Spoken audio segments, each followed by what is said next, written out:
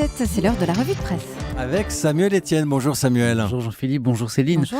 Bonjour à tous. C'est curieux comme parfois les actualités se télescopent, comme les informations se répondent les unes aux autres. Tenez, ce matin dans les journaux, c'est de la vie et de la mort et du temps qui passe dont il est question. Le temps qui passe et s'arrête parfois avec la mort de Robin Williams, bien sûr. Je suis allé lire les journaux américains ce matin, mais aussi le décès du grand spécialiste de la Chine, Simon Leys, celui qui fut l'un des tout premiers à dénoncer les dérives de la révolution maoïste. Le temps qui file, vos journaux se demandent ce matin ce qu'il faut souhaiter à François Hollande, qui fête aujourd'hui son anniversaire bien sûr, mais aussi à Manuel Valls, qui soufflera demain ses 52 bougies. Et puis nous parlerons de vie, de conception et de contraception avec le quotidien Le Monde, qui est allé à la rencontre de ces Françaises et Français qui, de plus en plus nombreux, reviennent à la contraception naturelle. Naturelle certes, mais pas forcément toujours très efficace.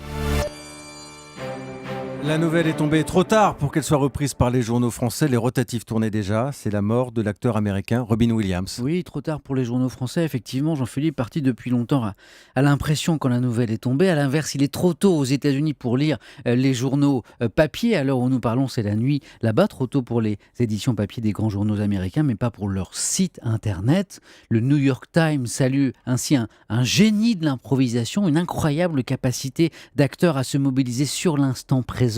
Le Los Angeles Times, ce génie du stand-up qui s'était transformé en formidable acteur, 1951-2014, le site de USA Today prend des allures de Pierre Tombal et rend hommage à celui qui, je cite, mettait tout son cœur dans ses personnages. Vous l'avez entendu dans les journaux d'Europe 1, c'est la thèse du suicide de l'acteur qui est pour l'heure privilégié. USA Today se souvient qu'en 2009, Robin Williams avait incarné un personnage de film qui déclarait « Il ne faut jamais oublier que le suicide est une solution permanente à des problèmes provisoires ». Une réponse qui sonne dans le vide aujourd'hui après le décès du comédien. Et donc pas d'hommage à Robin Williams dans les journaux français. Vous le disiez Samuel, la nouvelle est tombée trop tard. En revanche, hommage à un grand écrivain belge. Oui, Simon Leys, l'écrivain, le grand spécialiste de la Chine, le sinologue comme on dit, Simon Leys, dont le vrai nom était Pierre Ryckmans, qui avait dû prendre en fait ce pseudo en 1971 pour ne pas prendre le risque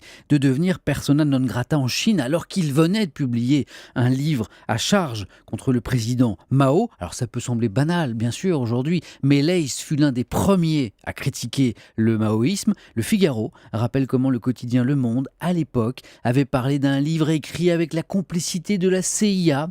Rappelle comment des exemplaires de cet ouvrage, les habits neufs du président Mao, avaient été détruits en France par des militants d'extrême gauche. Alors difficile d'avoir raison avant tout le monde, rappelle Lacroix qui cite ces jolis mots de Simon Leys sur cette expérience éprouvante. J'avais l'impression, je cite, de déchiffrer des inscriptions inexistantes tracées à l'encre invisible sur une page blanche.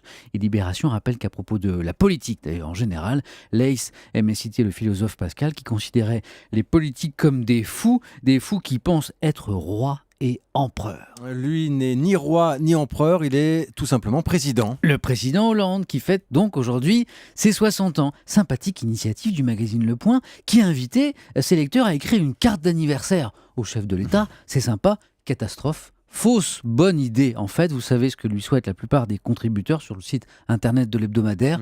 Qu'il s'en aille. Qui démissionne, qui retourne à Tulle. Un des commentaires les plus sympas que j'ai pu trouver, et j'ai fouillé pourtant, c'est celui-ci. J'espère que ces 60 ans suffiront à éclairer sa lanterne. Alors voilà qui donne tout son sens à la une du Figaro. Ce matin, François Hollande à l'épreuve de la solitude. Mais la plupart de vos journaux, sauf la Dépêche du Midi, ont oublié quelque chose. Demain, ce sera également l'anniversaire de Manuel Valls. C'est vrai. Ça ne s'invente pas. La Dépêche du Midi s'interroge donc sur les cadeaux que les deux hommes aimeraient recevoir. Alors le problème, c'est que la liste, elle est longue et que ces cadeaux-là, ils sont pas très faciles à obtenir. Et voilà les cadeaux. Croissance bonne et durable, inversion de la courbe du chômage, pacte de responsabilité finalisé, réforme territoriale réussie et enfin, de bons sondages. En voilà une sacrée liste de cadeaux. Hollande, né un 12 août. Valls, un 13 août. Voilà donc deux lions.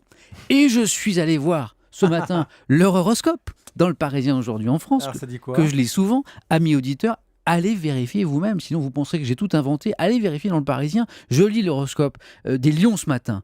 Vous risquez de vivre dans un monde imaginaire. Vous vous montrez téméraire dans votre réussite, mais vous manquez de réalisme. Incroyable, non? Et après, certains diront qu'ils ne croient pas aux horoscopes. C'est vrai que certains ne croient pas aux horoscopes, Samuel, d'autres ne croient plus aux promesses de nos gouvernants. Comment leur en vouloir? S'interroge ce matin le journal L'Opinion qui constate en sa une que, malgré les annonces, malgré les promesses, eh bien, l'impôt continue d'augmenter pour 80% des Français. Le journal fait ce constat alors que les invités d'imposition, c'est peut-être votre cas déjà, commencent à arriver dans les boîtes aux lettres avec de bien mauvaises surprises pour certains. Très en colère ce matin, Nicolas Bétou, dans L'Opinion.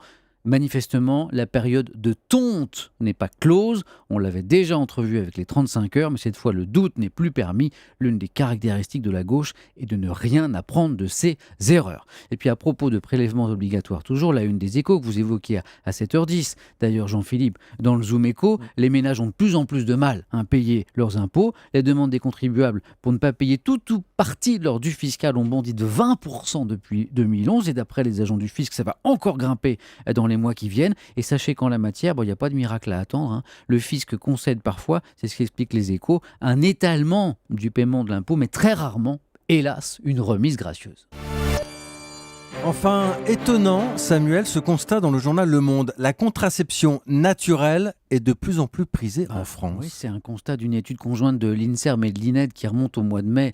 Europe 1, vous en avez parlé à l'époque. Mais ce qui est nouveau, c'est que le journal Le Monde est allé à la rencontre de ces Françaises qui, effectivement, ont de plus en plus recours à la contraception naturelle. Alors, petit rappel technique, la contraception naturelle, c'est-à-dire pas de pilule, pas de stérilet, pas même de préservatif, mais les anciennes techniques du retrait, le coitus interruptus, dirais-je, histoire de faire le savant, mais aussi de ne pas aller plus loin dans la description de la technique, le retrait donc, ou encore l'abstinence périodique en fonction de l'évolution de la fécondité de la femme. Alors des méthodes naturelles qui sont désormais préférées par, c'est important, 10% des femmes, conséquence directe des scandales, vous savez, des pilules de 3e et 4e génération. Alors ça soulève quand même quelques questions, comme l'efficacité de ces techniques dites naturelles, autour de 75-79% contre 91% pour la pilule, 99,8% même pour le stérilet, et puis la question du partenaire. Les hommes, qu'en pensent-ils de cette nouvelle tendance? Ils sont partagés. Anne-Sophie reconnaît que ça gâche un peu les choses, que ça a mis de la tension dans son couple, qu'elle passe son temps à dire à son partenaire de faire gaffe. En revanche, ce monsieur, lui, est totalement satisfait. Certes, ça demande un petit peu de maîtrise, explique-t-il, mais au bout d'un moment, ça se fait de manière complètement naturelle. Pour finir, je reste avec Le Monde qui vient de débuter une sympathique nouvelle série d'été, je les aime bien moi, ces séries d'été, sur les idiomes, vous avez les expressions en diverses langues. Alors, on va rester dans le domaine de la contraception. Les Français disent capote anglaise, mais les Anglais parlent de French leathers. Et si la masturbation rend sourd en France, elle rend aveugle en Italie. On ne sait qui croire. La revue de presse de Samuel Etienne chaque matin sur Europe 1.